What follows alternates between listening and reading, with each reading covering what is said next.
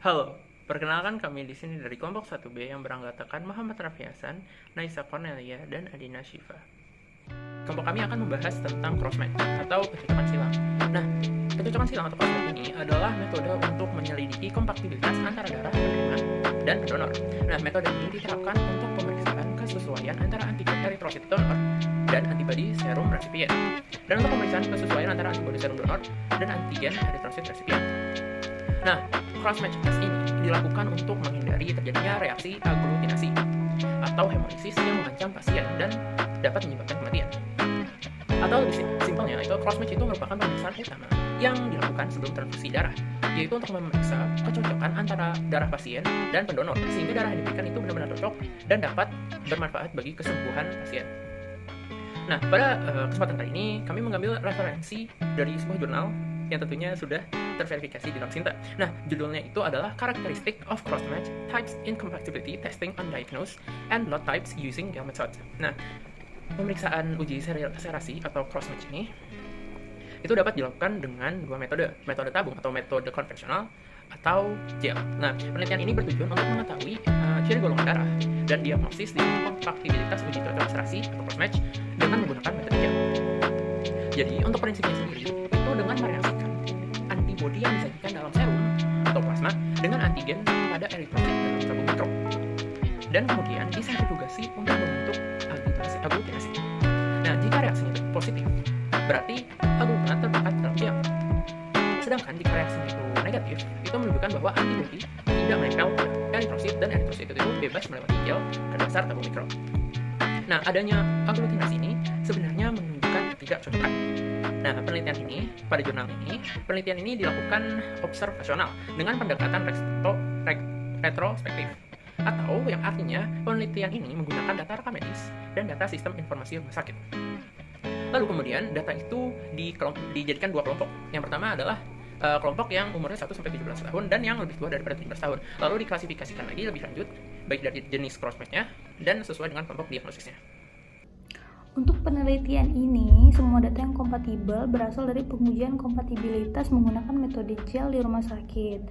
Nah, data bank darah, rekam medis, dan sistem informasi rumah sakit Dr. Wahidin Sudirohusodo dari Juni 2013 sampai Juni 2014, jumlah sampel yang diperoleh adalah 213, yaitu 105 laki-laki atau setara dengan 49,3% dan 108 perempuan atau setara dengan 50,7%. Jumlah sampel yang berusia 1-17 tahun adalah 35, sedangkan jumlah sampel yang berusia lebih dari 17 tahun adalah 178 orang.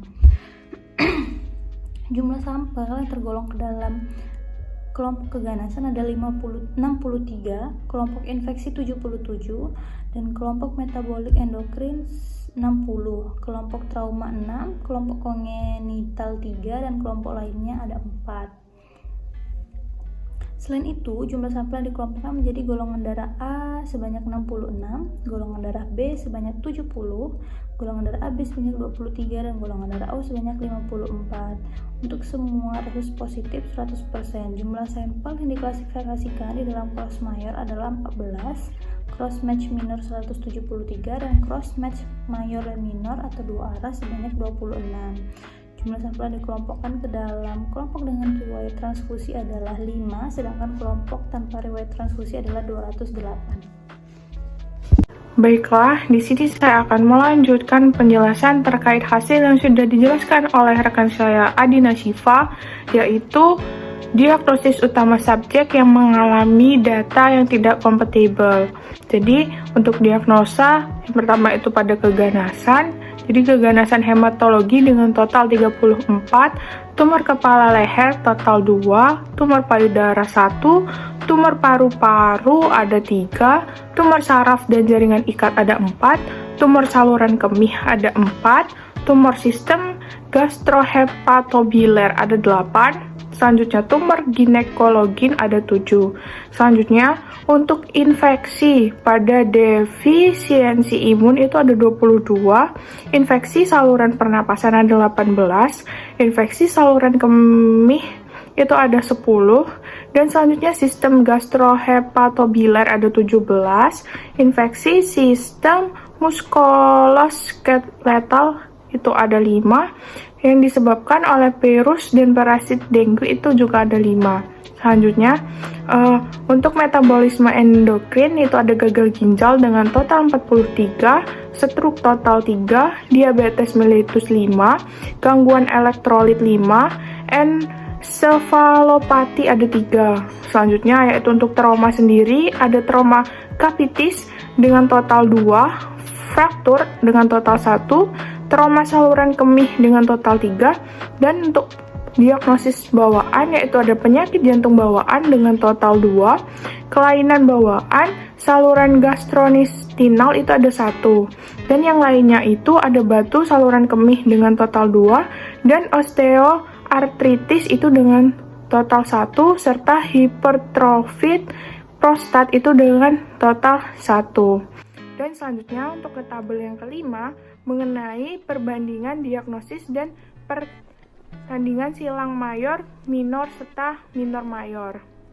Berikut adalah hasil dari tabel 5. Selanjutnya, untuk perbandingan golongan darah dan pertandingan silang mayor, minor, serta minor mayor. Jadi untuk golongan darah sendiri ada golongan darah A, B, AB, dan O. Untuk hasil pada tabel 6 dapat dilihat pada gambar di atas. Jadi, untuk yang terakhir yaitu mengenai tabel dari perbandingan riwayat transfusi dan kecocokan silang mayor, minor, serta minor mayor. Untuk hasil dari tabel 7 dapat dilihat pada gambar di atas.